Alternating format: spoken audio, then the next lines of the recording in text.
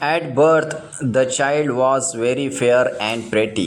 At birth यानी पैदाइश पर, the child was very fair यानी पैदाइश पर वो बच्चा बहुत गोरा था, एंड प्रेटी और ख़ूबसूरत यानी पैदाइश पर वो बच्चा बहुत गोरा और ख़ूबसूरत था।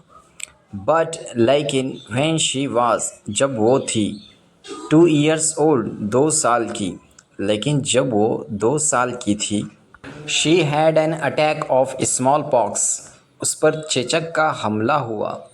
स्मॉल पॉक्स यानी चेचक, जो एक तरह की बीमारी होती है जो चेहरे पर दाग धब्बे उससे नज़र आने लगते हैं। तो she had an attack of small pox यानी उस पर चेचक का हमला हुआ। Only the eyes were saved सिर्फ आंखें बच गई थी।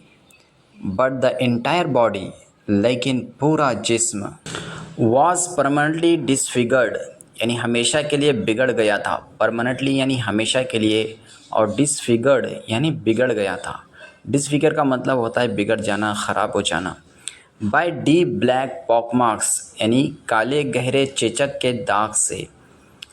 Little Salma could not speak छोटी सलमा बोल नहीं पाई।